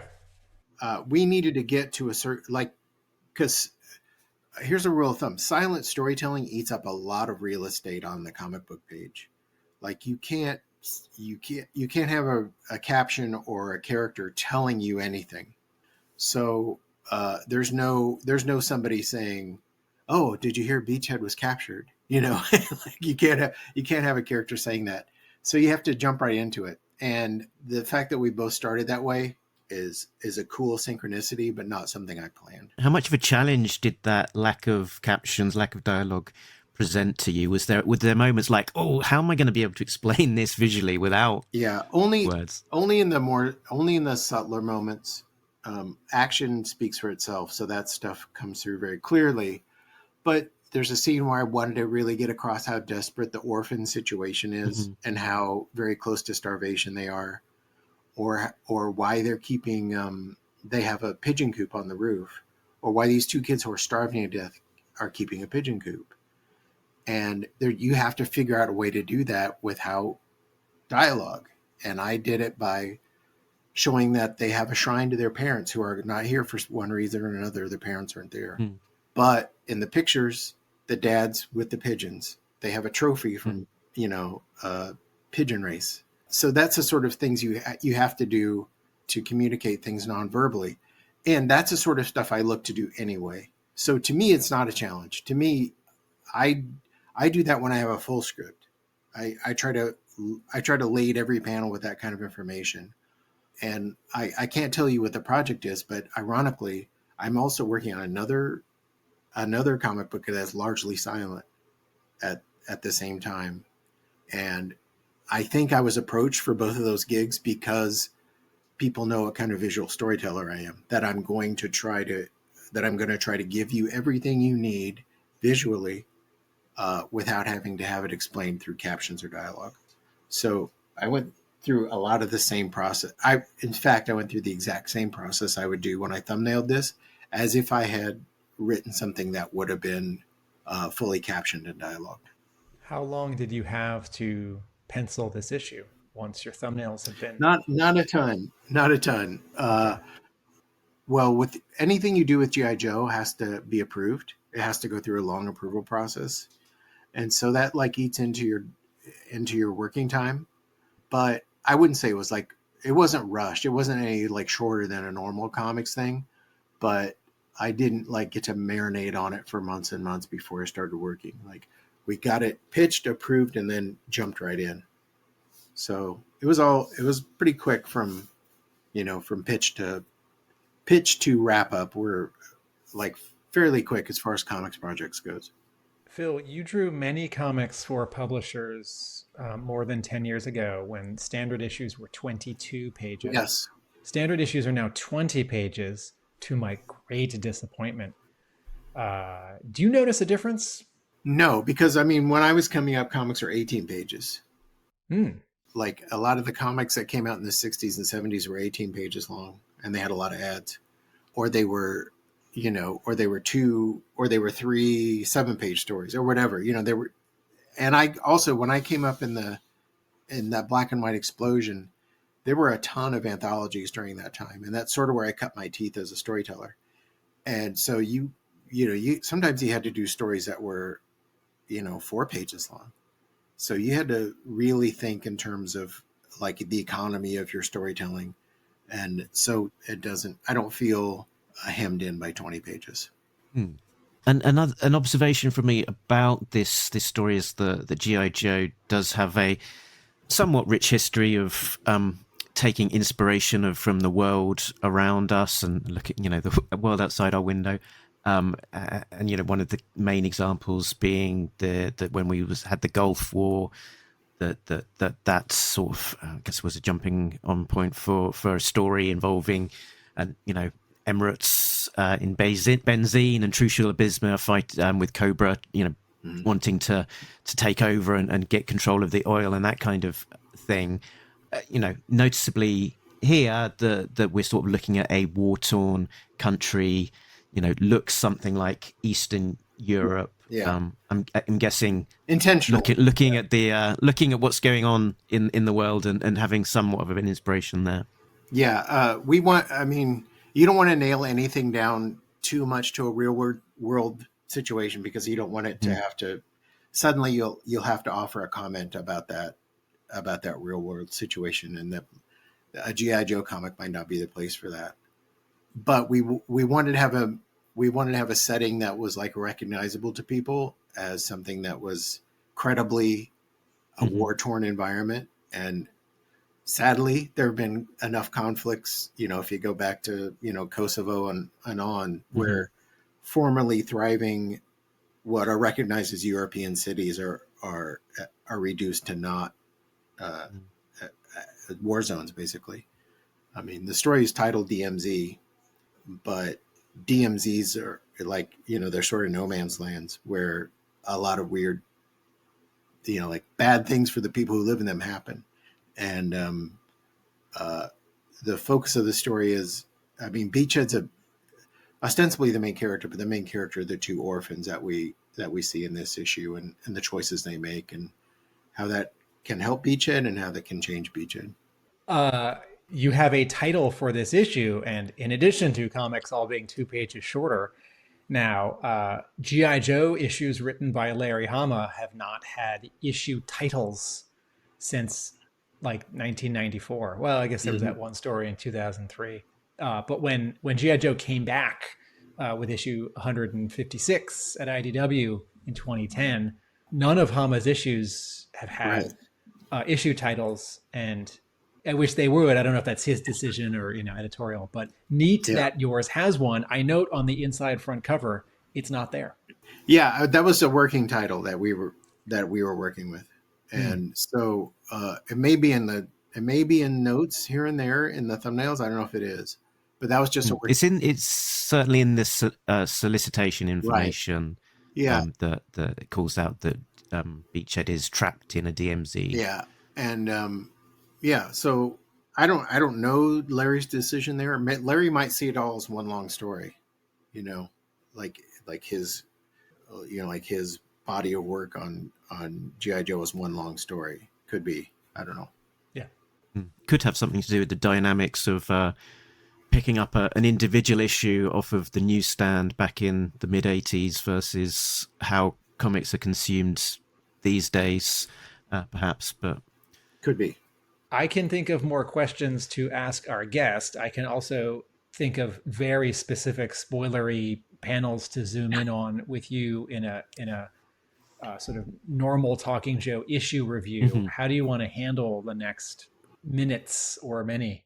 I'm happy to wrap up with Phil, and then we sort of do our plot breakdown and stuff like that. You can tear me apart after I'm gone. Yeah, that's when we can say how much we hated it. Yeah, so giving of his time, yeah, and conscientious of G.I. Joe fandom. Not a prima donna at all.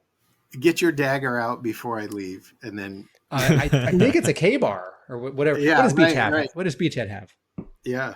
Phil, so I think we've got to the end of most of our questions, our general questions there about and discussion about the issue. It was really interesting. And thanks so much for being so generous with your time. Normally, at this point, we just offer the mic up to our guests to plug the things they want to plug and say where they can be found on the internet. So you can find me as Phil Hester on both Twitter and Blue Sky. And besides this G.I. Joe Beachhead, I'll have some more work coming out from Dark Horse that I can't announce. Sorry. And some more from IDW that I can't announce until later this year. But rest assured that I'm behind the scenes making the donuts. As we said at the beginning, I'll be inserting my work into your comic book collection, whether you want me to or not, for many years to come. Perfect. Thank you so much. Thanks, guys. So, Tim, that was great. Phil Hester, what a great guest. Long admired his work. Big fan of a lot of the things that he's done over the years. You know, I think he first came onto my radar with Green Arrow. Quiver. And I really loved the work that he did on the Ant-Man, written by Robert Kirkman. Yeah, and the recent Gotham City was great as well. But sort of pretty much anything he touches is worth paying attention to. If you had told me in, what was it, 97, 96, 99, 2000, when Phil Hester was drawing Archer's Quest and Quiver, if you had told me, not only this guy bringing Green Arrow back from the dead, but you were going to interview him in 25 years for G.I. Joe, I would have said, huh? And as someone who likes it when creators work on a project, a property, and then go back to it many years later, I just love the idea that Phil Hester has been drawing covers for Green Arrow, or at least he was this past summer during the Absolute Power tie-in issues, and that's fun. Let's talk about this. Wordless issue. Okay, let's get going with a plot breakdown, shall we? Plot breakdown. A Cobra helicopter in distress is streaming smoke, and falling from the helicopter are two Cobra troopers and their captive, Beachhead. They land on a rooftop where there are two children. Beachhead takes out the troopers but is injured in the tussle. The brother and sister take him to their home to recover. The girl barters for a satellite phone to bring for help. A squad of alley vipers follow her back, but Beachhead gets all home alone on their asses and takes a bunch down. Escaping to the roof, they are saved by Joe's in a Tomahawk helicopter, making the alley vipers stand down. They evac Beachhead and the kids, leaving the war-torn city behind. It packs a punch. Yeah. One of the things that I appreciate about these 5 issues is that they are not Snake Eyes stories. And for having Larry Hama not involved in any of them, they can stand on their own much more differently. If one of them had Snake Eyes, if all of them were tie-ins or expansions to the original silent interlude, we would be so distracted by the comparison. And, you know, Beachhead has gotten very little time in the spotlight in G.I. Joe comics. I assume he was in issue 275, but I can't remember. And so, you know, for the sliver of Joe fans out there for whom this is their favorite character, right? What a treat. And I think Beachhead is my brother's third favorite Joe. So I think the math conversion, that means he's my like 14 and a half favorite Joe. So I'm excited that he gets a whole issue. You know, when Phil Hester was announced as part of this, it's that reaction that I was sort of jokingly saying to him earlier in the episode, like, who's this guy getting a G.I. Joe issue all to himself? He hasn't written G.I. Joe, right? This sort of ugly reaction of like, he doesn't deserve. It's like, well, if it's not going to be Larry Hama, who's it going to be? And also, I'm not the editor, and the editor really does get to pick. That's their job. And also, Phil Hester has drawn dozens and hundreds of comics and written dozens and dozens of comics. And I like everything he said about being a professional, you know, like you figure it out and you do it in addition to already being able to do a lot of it. So I'm struck by, in some ways, how different this is from the original Silent Interlude. And then also in a couple cases, how it's similar. The first page here is not a splash. And so it immediately sets up as something different. But like the original Silent Interlude, this issue has a ton of visual storytelling. And I mean, my notes, everything is established on page 1, right? Everything that is established on page 1, right? So panel 1, winter, war-torn city, the architectural style does make it look like Eastern Europe, and you even get time of day. And then in the second panel, there's so much work. Phil Hester does so much work in the second panel, right? 2 people, pigeon coop. We're on the roof, right? Which the first panel didn't necessarily solidify, but it offered the potential.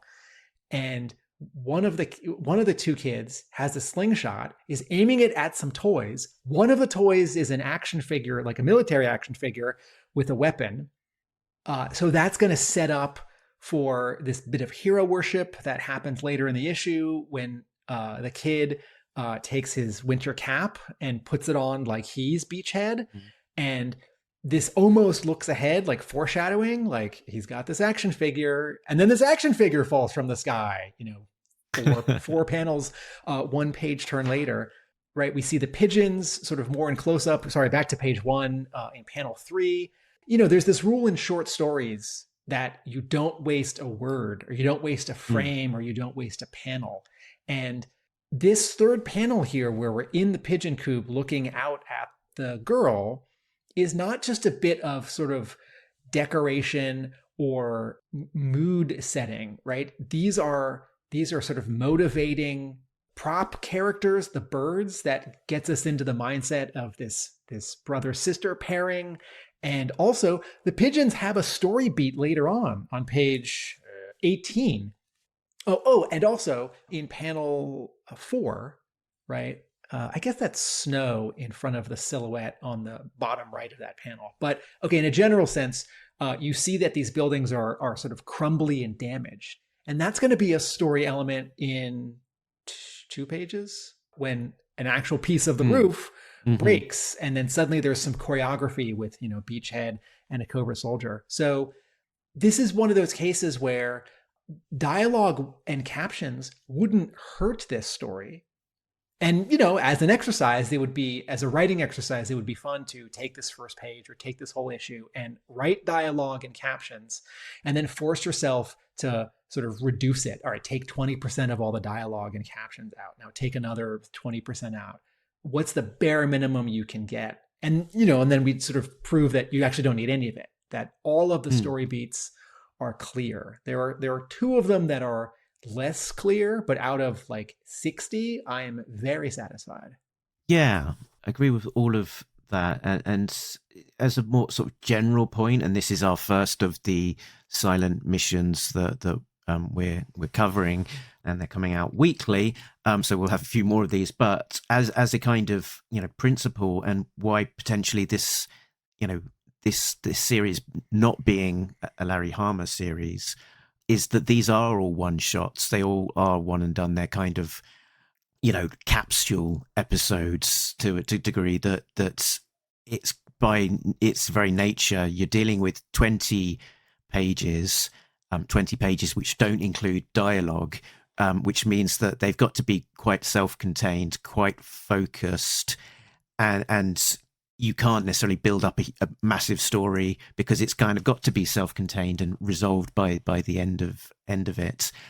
So there's less there that's necessarily going to conflict with the main ARA story or need to be picked up.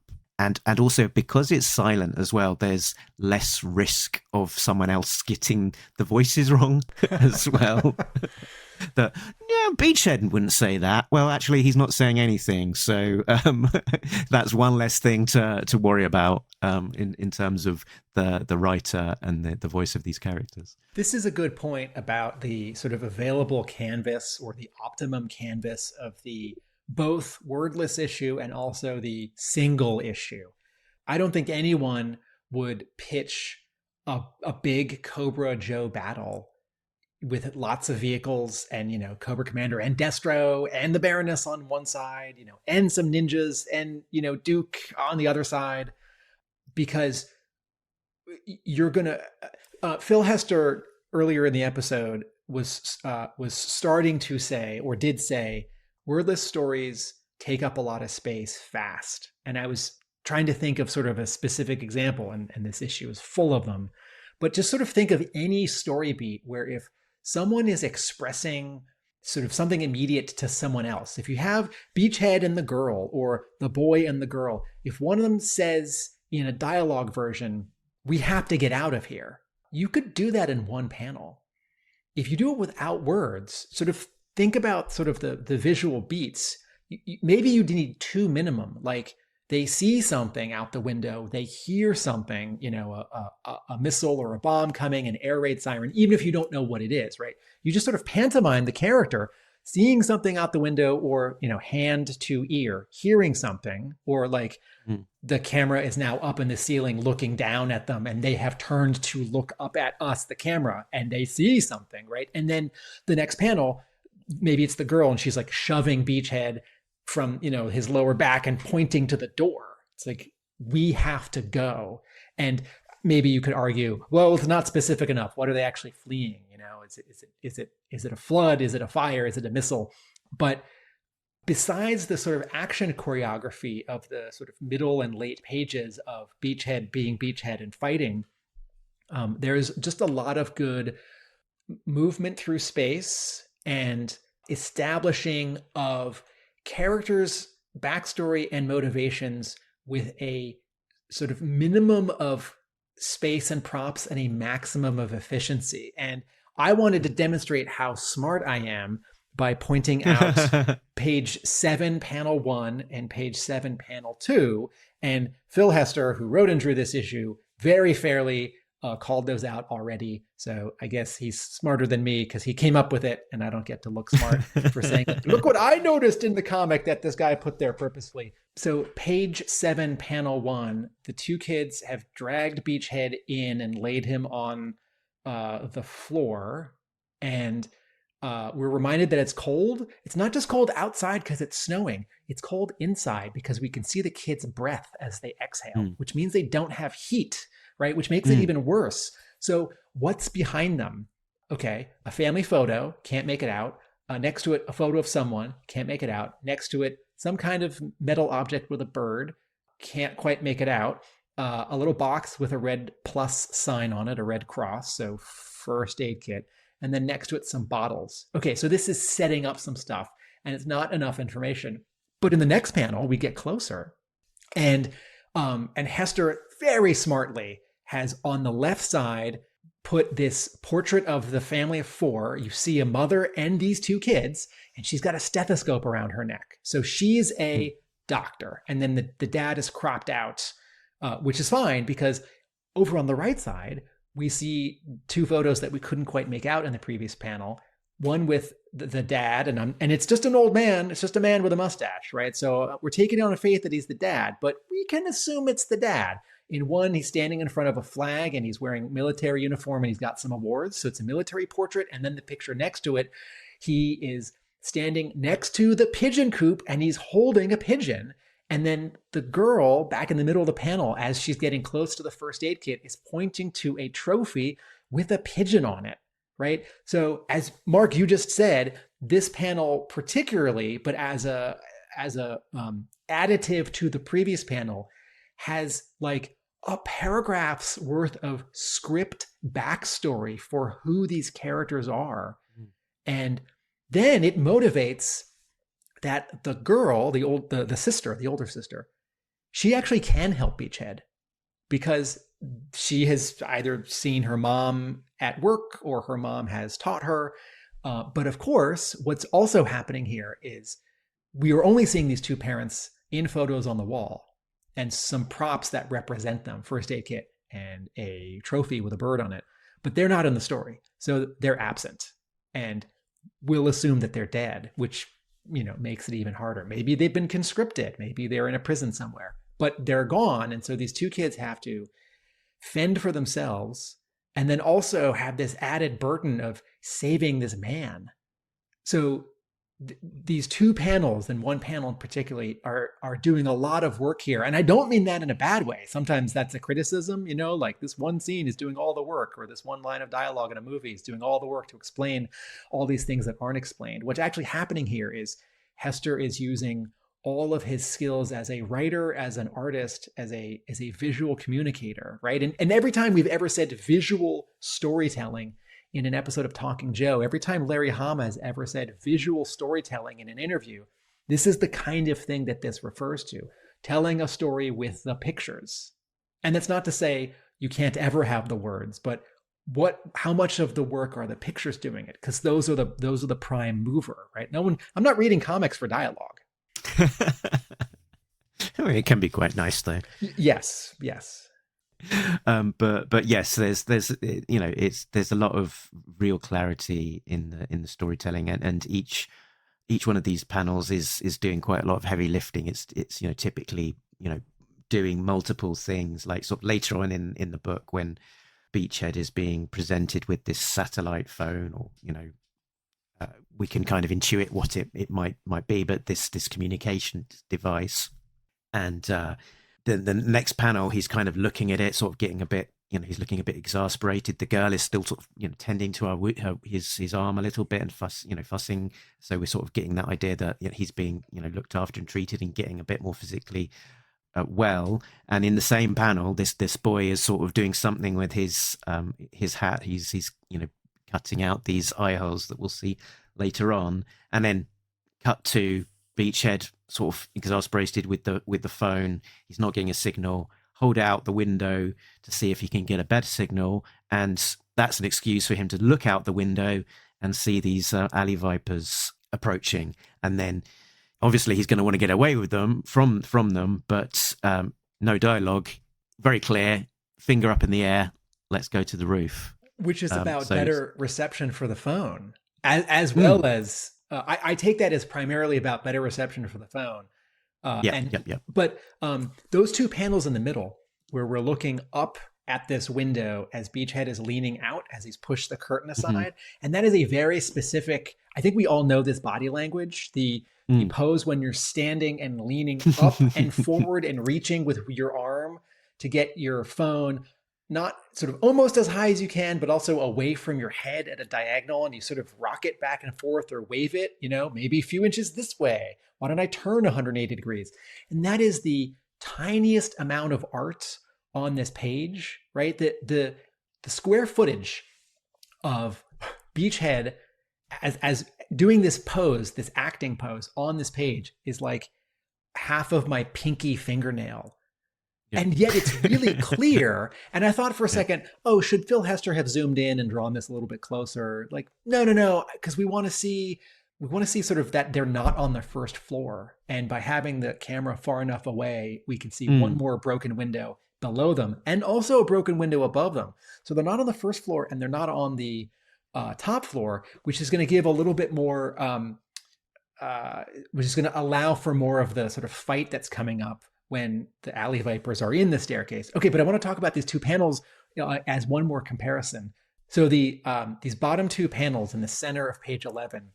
Do you remember when we talked about issue 314, and then we interviewed Andrew Krahnke, and there were two panels that I really liked when near the back of the book, the Joes come into this space and they're up on a catwalk, and some of the bad guys are going up the stairs and we're looking past them. And then there's this reverse angle where now we're above and behind Tunnel Rat as he aims down at those bad guys who are coming up the stairs. And you can see sort of more of their control space where they were. And he shoots all four of them.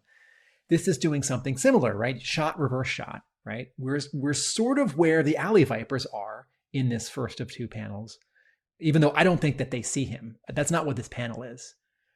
But in that reverse angle, as we're now back inside the apartment looking past him, over his shoulder, past the phone, right? It's really helpful that Hester drew the phone, that he didn't forget to bring Beachhead's right hand just a little bit into this panel to just remind us, no, he's still got the phone. He's still got the phone. But he sees the alley vipers, right? And so now there's this worry, there's this urgency. But also, what else is happening in that final panel, right? Several things are happening. Beachhead is pointing up. We got to go up. Beachhead is handing the older sister the phone. But also, I didn't catch this the first two times I read it. This is the panel where the younger brother puts the mask on. And, you know, some comics, that would be a full splash page. You know, this like kid empowerment, like fantasy, like, oh, the 8-year-old, that's me. He gets to be Beachhead. We all get to be Beachhead. I'm going to buy this page. It's a big splash page that the artist drew of this kid cosplaying as Beachhead. He gets to be the hero. I'm like, no. That is a fun, important story beat, but it's not any more important than any of the other story beats on this page. And it's sort of like an icing on the cake one. It's more about sort of theme of sort of rescue and hero worship. It's not actually about like, this kid's a badass, cool. And then sort of this unusual graphical treatment, unusual is too strong, this uncommon graphical treatment for this final panel where it's a vignette panel. Hester drops out the background and the border, and it's just these three characters standing in a field of white, which he does, you know, once every like 3 pages for the story. And it's just a way to break up the visuals, and also a different way to make this panel important. And then the sort of the back half of the issue is really that kind of Beachhead solo in the building against this squad of alley vipers doing what I described in the plot breakdown as home aloneing them. He's able to do a number of kind of little traps of, you know, being up in the ceiling and grabbing someone with rope, then sort of being underneath and stabbing someone through their foot, chucking down a fridge freezer down the stairs on top of them. And this is a cameo appearance. This is the first time Fridge has ever shown up in the interiors. I think he's on that one cover with Every Joe Ever, but this is the first time Fridge, G.I. Joe's special football training agent, has made an appearance. And he's already in place in this war-torn... Watch out, Cobra. Fridge is coming through. Go! Sorry, keep going. What else? Mail away Fridge. What else does Beachhead and do? then he grabs them through a wall, which I think I can't think of. Again, there's certain things that I see in a comic and instantly remind me of something else, but similar to RoboCop. Oh yeah, that's true. I was going to say Batman Year One. Something similar happens. Nice. In there as well. Nice. But yeah, very, very artfully done. A lot of interesting design in these combat sequences, and then we get the payoff that, you know, the satellite phone has worked, and as they are surrounded. Well, we've got the moments with the payoff for the dove, the pigeons. There's a reason for these pigeons with the girl opening the coop, them flying into the alley vipers and then disorientating them. And then finally, the Joes arrive. Hands up. Earlier, the younger brother he gets to save Beachhead Mm. or give Beachhead a moment because Yes. he has put on his Beachhead mask and he pulls out his slingshot, which was established at the top of page 1, and it distracts these alley vipers. So these two kids, they don't take up arms because that might happen in an actual war-torn city with orphans. And I think Larry Hama has referred to this kind of thing a few times in G.I. Joe comics, but it does. They have access to a gun, let's not forget, but they barter that for the phone. Right. But in terms of sort of, there's closure on something that has been set up for both of them. That those bits of those props, the pigeon coop and this toy that the boy has on page 1, those weren't just sort of decorative or like, oh, they've got like a broken TV or like a broken blender in the kitchen. It's like no. Hester wastes no space. The props or the important objects that the kids have on page 1, that they have on page 7, these are all integral to the story. And if you didn't set up the slingshot in page 1, then when it shows up on page 17, you'd think, oh, where'd that come from? Right. And Yeah. yes. And then this as you said, technique that this scrappy technique that Beachhead is employing to fight is, in part it's because he's injured. He can't, be quite as in your face in terms of how he deals with the troopers. But it's also only possible to fight in this way because of the surroundings he's in this bombed out building that is crumbling. That allows him to grab someone through a wall or be underneath them and stick a knife through the floorboards into their foot, that kind of thing. The final 2 pages offer an interesting and satisfying resolution, right? I love the cameo of the Cobra Aspid helicopter back on page, is it 2? Hey, neat. I finally get to see Phil Hester, who's a really particular visual stylist in comics who's never drawn G.I. Joe before, to not just draw Beachhead for a bunch of pages, but like Beachhead in costume, thank goodness. But also, that Cobra helicopter. And then on the second to last page, cool, the tomahawk. Oh, look, we get 1 panel of 3 more Joes, right? Like that's really fun. I guess 2 more panels. And then this final... The final 4 panels. What we should talk about these final 4 panels because I feel like Phil Hester, the writer, is saying something here about action or combat or war, because so they're on the helicopter.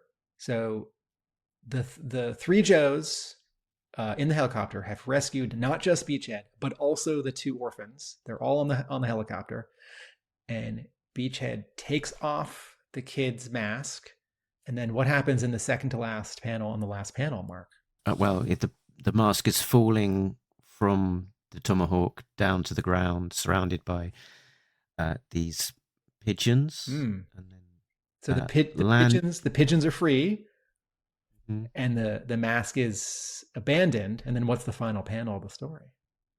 Well, the final panel is this mask lying abandoned on rubble, I guess surrounded by people in this war-torn DMZ environment, sort of scrubbling through the remains and this rubbish, and sort of, trying to scavenge what they can get to get by, I guess.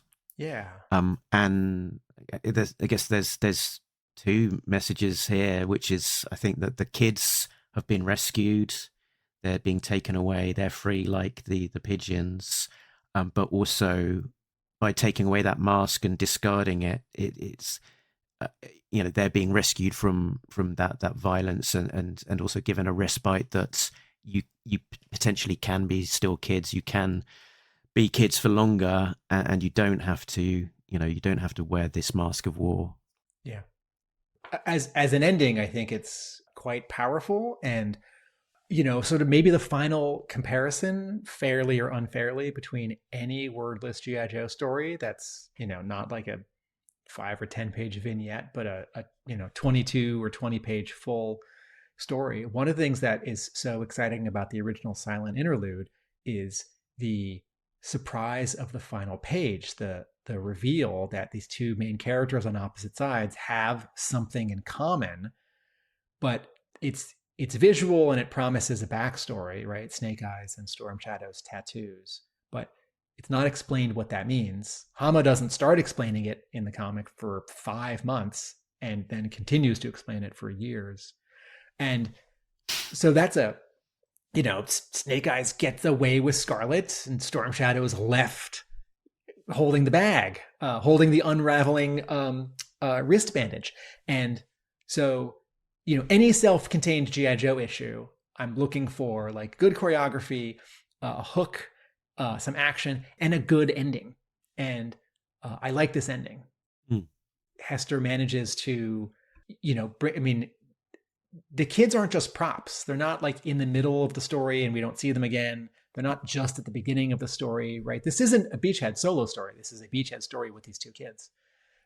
Sort of like that episode of Batman. I've got Batman in my basement, and I haven't watched in a long time. And so the story actually ends not on Beachhead, but sort of literally that the middle panel with everyone in the helicopter from left to right. It's Beachhead, but then the two kids, and then we spend 2 panels on the boy, and 1 panel on the mask and the birds, and then 1 panel on the mask, but everyone else who's left behind. So yeah, what's left behind? Yeah. So it's a partial rescue. We can feel a little good about it, but war is still awful. I wanted to jump back and just point out the 3 most unusual panels ever in G.I. Joe comics, and then the 2 sort of story beats that were clear, but I thought could have been a little clearer. You called out one of these already on page 3. 1, 2, 3. On page 3, what is panels 2, 3, and 4 are these unlassoed, no background, they don't have panel borders, sort of vignette panels, right, of the Cobra soldier walking up to Beachhead to punch him. I guess that one technically has a background because there's a little bit of blue for snow footprints. And then this panel you called out where Beachhead's head and shoulders are a negative space silhouette in front of the spotted black shadow of the Cobra soldier having swung a punch. This is the most unusual panel in G.I. Joe comics, I think. And then the next one where Beachhead does this surprise sort of kick twirl or kick fall over. And these things are like almost impeding into the sort of proper space of the next panel. And I think if you're new to comics, this is your first comic, you would find this page confusing. I think this kind of, as Hester said to us just now, wordless comics demand attention from the reader. You can't read them fast. You have to pay attention and sort of stop. Like, what am I looking at? What's going on here? And I looked at this page and this tiny, tiny part of me thought, oh no, it's falling apart. What's he doing? It's not going to work. And then I thought, oh, this is actually quite artful and complex and is not traditional and is not easy. And, that strong diagonal on that third one where Beachhead's kicking the Cobra and, the 2 kids are seeing it, but now it's like the camera has sort of moved back around to be in front of them. This is unusual and fun. And you could kind of project on this as well that it's kind of slightly chaotic. It's like what's going on, and that's almost like the messiness of a physical fight like this of being slightly disorientated.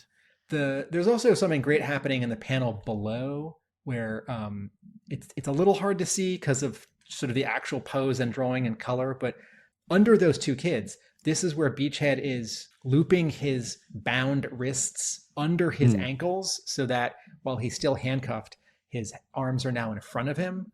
And then you see that in that full body shot on the next page.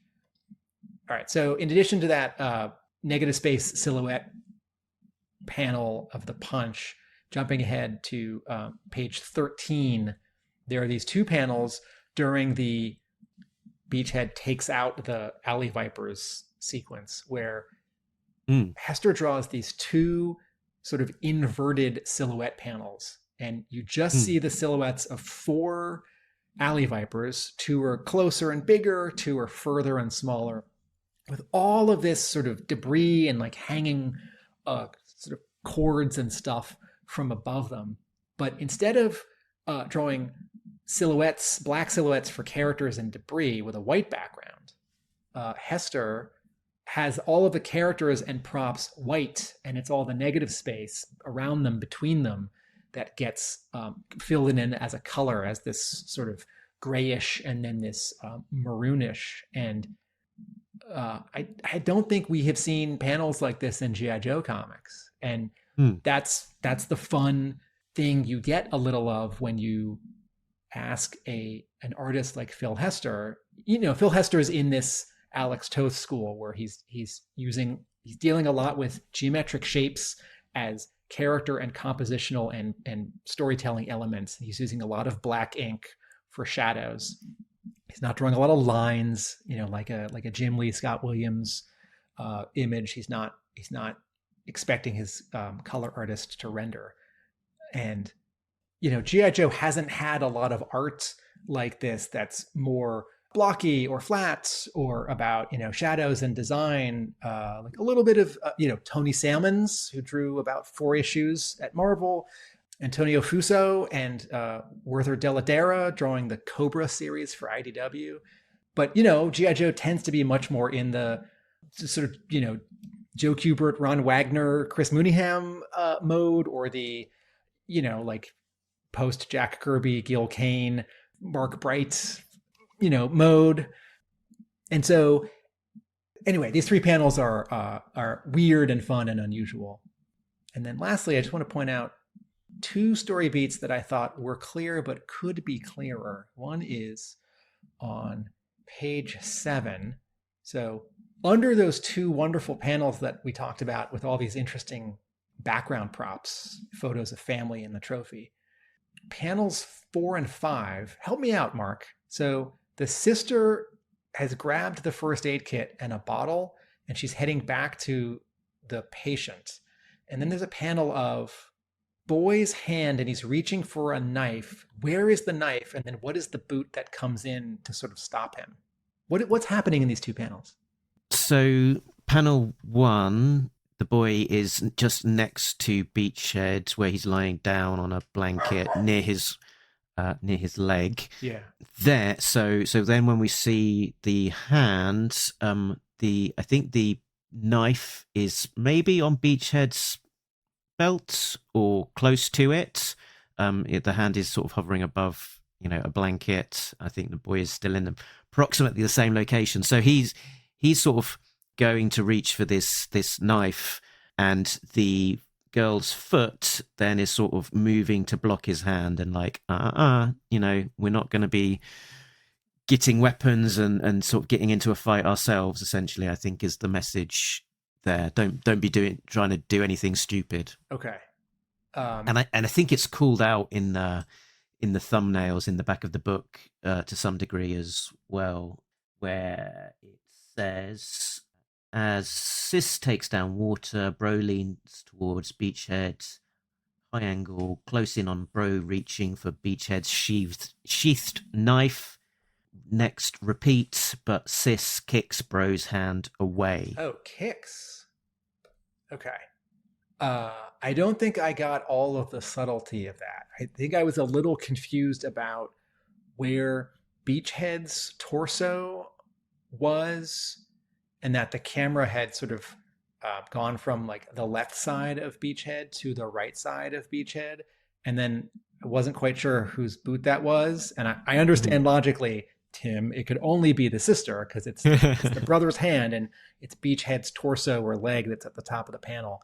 This is where I might say, like, oh, if only her pants had been sort of more of a different color from Beachhead's clothing. There's this little something that I think gets lost in translation between the thumbnail and the finished work on this one, which is that thing that you only really do in comics, which is those kind of, you know, kinetic energy lines of movements. And so that kind of in that simplistic thumbnail kind of gives you a bit more of an indication of the movement of that foot sort of kicking the fingers away, whereas here it's a little bit less and more ambiguous. It's maybe looking like a blocking of the hand, perhaps. But yeah.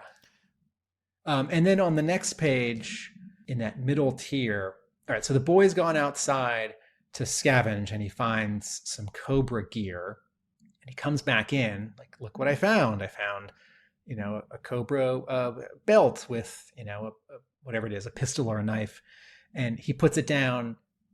This is great, by the way. On panel 4 of this page, page 8, when his hands come into the panel, what is on the left side in the background? We're reminded of the image of the father with the military uniform and the awards. So that's a reference back.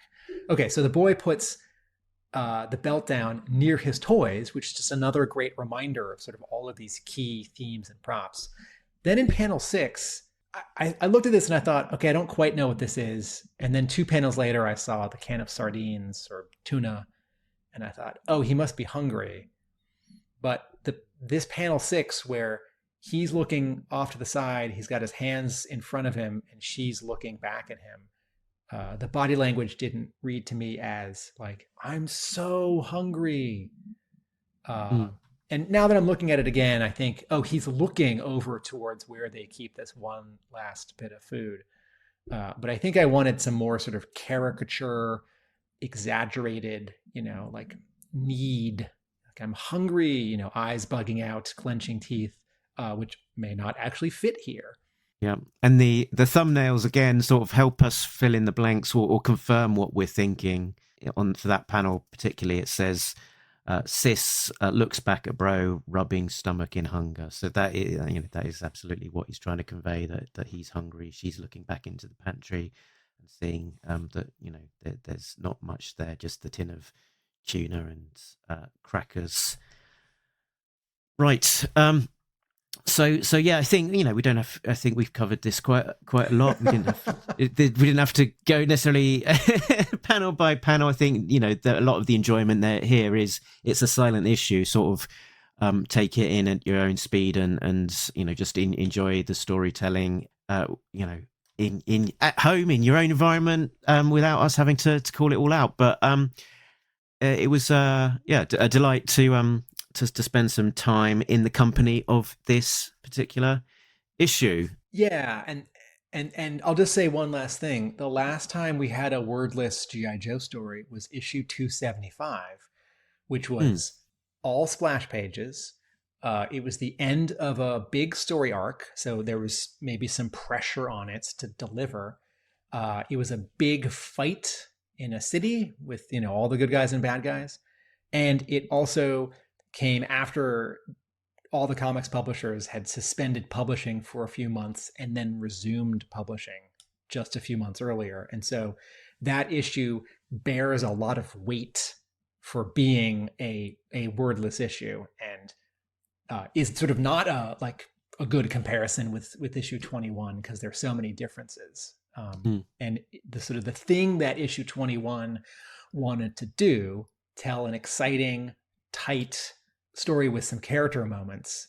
Phil Hester's G.I. Joe Silent Missions Beachhead DMZ does as well, and does well.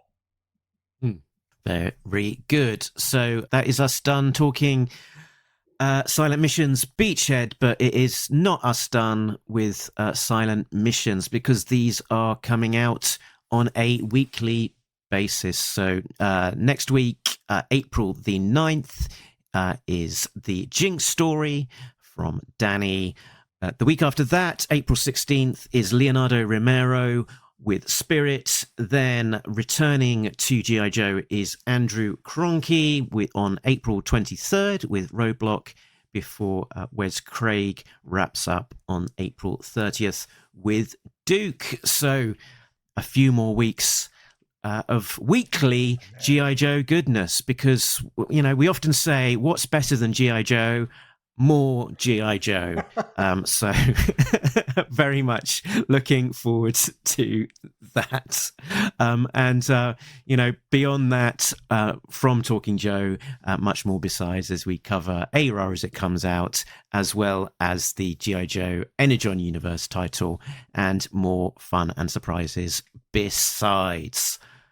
You can find us on talkingjoe.co.uk. That is the website that links to all of the places that we are at, if that's a sentence. You can find us on Facebook group, where we talk about the latest news and discuss all of the latest episodes. We're also on Twitter, Instagram, and all of those kinds of places. We are also on patreon.com/Talking Joe. So a big thanks to our backers: Richard, Sam, Bill, Christopher, Justin, Rob, Shane, Simon, Chris, Joe, Craig, Frank, Mike, D, Shame version 2, and Infinite Entertainment, who are all getting early access to episodes as well as some exclusive content. Tim, where can you be found when you're not talking to me and illustrious artists? YouTube at Atomic Abe, my store, Hub Comics, and my blog, arealamericanbook.com. Very good. So I think that is us done for the week. But remember that Nobody Beats Talking Joe, an international podcast. laters.